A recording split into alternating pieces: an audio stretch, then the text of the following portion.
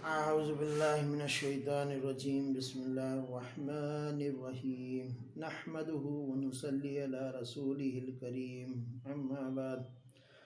فأعوذ بالله من الشيطان الرجيم بسم الله الرحمن الرحيم سبحانك لا علم لنا إلا ما علمتنا إنك أنت العليم الحكيم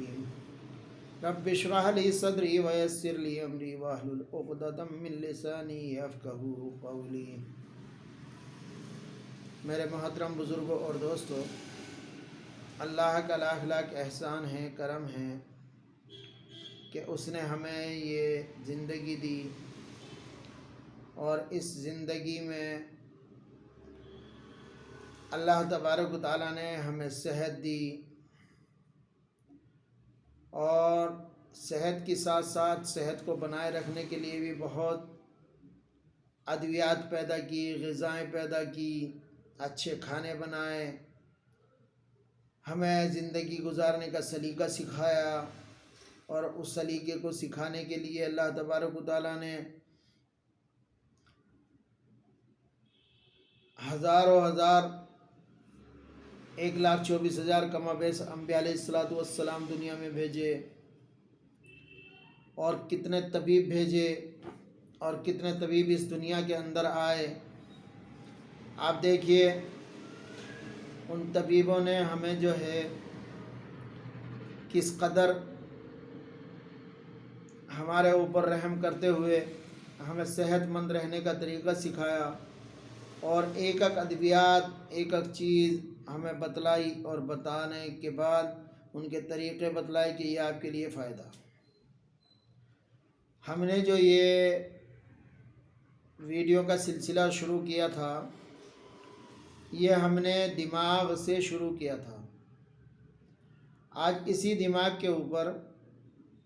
پھر سے روشنی ڈال کے میں انشاءاللہ ایک نسخہ بتاؤں گا، اور وہ یہ ہے کہ ایک مرض ہوتا سرا سواد کے ساتھ۔ سرا اصل میں مرگی کی طرح کا ایک دورہ ہوتا، بلکہ مرگی ہی ہوتی۔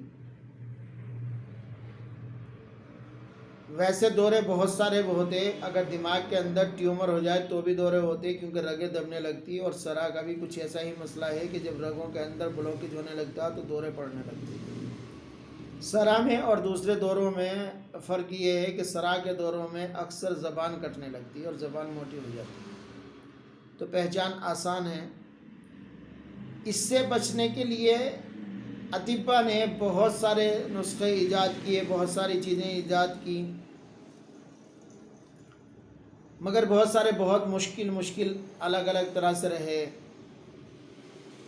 پھر بھی اگر کسی نے کوشش کری تو اس کے نتائج بہت اچھے رہے۔ مگر ایک بات اس میں یہ ہے کہ سرا کے علاج میں ہمیں جو ہے جلد بازی نہیں کرنی چاہیے، یعنی 2-4 مہینے کھا کے نہیں چھوڑنا چاہیے، بلکہ اس کا علاج 1-2 سال کرنا چاہیے، تاکہ یہ مرض دوبارہ کبھی نہ آئے۔ اور سرا کے مرض کی شروعات اس طرح بھی ہو جاتی کہ بچپن میں بچے کو بخار تیز ہو گیا، جس کی وجہ سے دماغ کے اوپر ورم آ گیا اور اس کو دورے پڑنے لگے، اس کی وجہ سے بھی سرا ہو جاتی ہے۔ یہ مرض ہو جاتا تو یہ بھی اس کے ایک وجوہات ہے۔ ویسے اس کی وجوہات زیادہ تر تو دماغ کے اوپر ورم ہی ہے، مگر اس سے علاوہ بھی اور بہت ساری وجوہات ہیں۔ یہاں وجوہات میں تو اتنا زیادہ میں نہیں جاؤں گا، کیونکہ اس سے پہلے ہی میں نے اس کے بارے میں بہت ساری چیزیں بتلائی، اور میں آج کل کوشش کر رہا ہوں کہ اللہ کرے جو چیزیں میں بتا رہا ہوں وہ لوگوں کو ان کا فیض پہنچے، اور ان کے فیض سے اللہ تبارک و تعالیٰ میری مشکلیں بھی آسان کرے، میرے والدین کی قبروں پہ اللہ اپنی رحمت کرے، میرے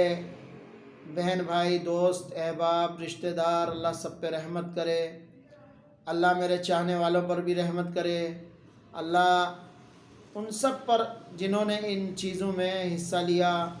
یا ان چیزوں کی طرف میری توجہ دلائی، اللہ کرے ان کی ہر مشکلیں دور ہوں۔ تو میں آج کل جو ہے فی الحال نسخے زیادہ بتا رہا، تو اس لیے اس کی تشریح میں نہیں جا رہا، اور زیادہ تشریح کے وجہ سے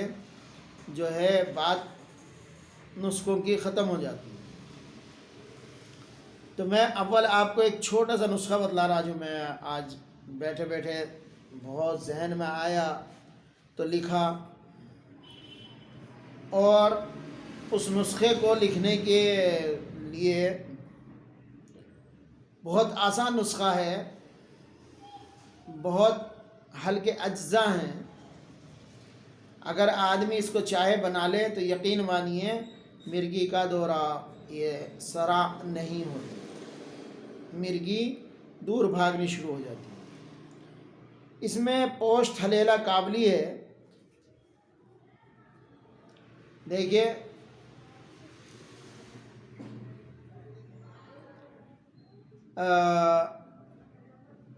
ہندو ویدوں کا یہ یقین ہے کہ وید دھنونتری جب سمندر سے نکلے تو ان کے ہاتھ میں ہڑ کا پودا تھا، حلیلہ جس کو ہم بولتے ہیں، حلیلہ کا پودا تھا، تو اس کے فائدے بھی بہت ہیں، اور حلیلہ سے یقیناً پیٹ بہت زیادہ صاف ہوتا ہے۔ تو حلیلہ قابلی بڑی والی لے لیں، اس کی پوشت لیں، اندر کی گٹھلی نہ لیں، اور پوشت بیڑا لیں، بیڑے کی بھی گٹھلی نہ لیں، پوشت لیں، اور آملہ خشک، یہ ترفلا ہو گیا، اس کو تینوں چیزوں کو ترفلا میں بھی استعمال کرتے ہیں، ترفلا بھی اسی کو بولتے ہیں۔ اور پوشت حلیلہ زرد، حلیلہ قابلی بڑی ہوتی، حلیلہ زرد بھی اسی سے ملتی جلتی ہوتی، اگر دونوں نہ ملیں تو وزن کو ڈبل کر لیجیے۔ اور اُست قدوس لیجئے، یہ ساری چیزیں آپ جتنا وزن لینا چاہیں ہم وزن لیجئے، ایک ایک تولہ لے لیجئے مان لیجئے، اور عود سلیم آدھا تولہ لے لیجئے، اگر یہ ایک ایک تولہ لیتے تو عود سلیم آدھا تولہ لے لیجئے، اور آکر کرا پاؤ تولہ لے لیجئے، اور مویز منقع، مویز منقع بولتے جس منقع کے بیج نکال دیے ہوں، وہ 5 تولہ لے لیجئے، اور جتنی دوائیاں ہیں ان سب کو باریک کوٹ لیجئے، اور منقع کو پانی میں بھگو دیجئے، اور پانی میں اس کو یعنی 5 تولہ 50 گرام منقع تو 1 لیٹر پانی میں پکائیے، اتنا پکائیے کہ آدھا رہ جائے وہ، اور پھر اس کو ٹھنڈی کر کے خوب رگڑ رگڑ کے مل کے اس کو چھان لیجئے، اور چھاننے کے بعد میں کیونکہ اس کا چھلکا الگ ہو جائے گا اور گدا جو ہے وہ اس میں آ جائے گا، تو چھاننے کے بعد میں پھر کیا کریں گے آپ، اس کو 2 چند شہد میں ملائیں گے، یعنی جتنا دوائیوں کا اور منقع کا وزن ہوگا اس کا ڈبل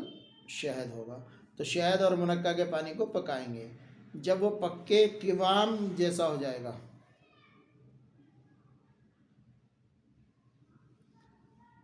قوام یعنی تار آنے لگے، جب اس میں تار آنے لگے گا، قوام ہو جائے گا، تو اس کو اتار کے اس میں تھوڑا گنگنا جب ہو جائے تھوڑا سا ٹھنڈا کر کے اس میں وہ دوائیاں ملا لیں، اور جب وہ دوائیاں ملا لیں گے آپ تو اس میں سے آدھا چمچ یعنی 5 گرام روزانہ صبح عرق غاضبہ کے ساتھ استعمال کریں، صبح نہار پہ، تو انشاءاللہ مرگی دور دور بھاگے گی۔ آج کے نسخے کے لیے یہ چھوٹا سا، کل بھی انشاءاللہ سراپے، اور آج کل بچوں کو الصبیان ابھی بھی بہت ہوتا ہے، اگر گاؤں دیہات میں جا کے دیکھیں گے تو جس کو سوکڑا بھی بولتے ہیں، بچے سوکھتے رہتے اور ان کی ہڈیاں نکلنے لگتی، اس کے بارے میں بھی انشاءاللہ کل اسی بارے میں بات ہوگی۔ آج یہ چھوٹا سا نسخہ مگر بہت قیمتی نسخہ ہے، میرے بھائی اس کو بنا کر اس سے فیض یاب ہوئیے اور دوسروں کو فیض پہنچائیے، اور جو لوگ اس کو بنا سکتے وہ آسانی سے بنائیں۔ السلام علیکم ورحمۃ اللہ وبرکاتہ، انشاءاللہ کل ملاقات ہوگی۔ السلام علیکم۔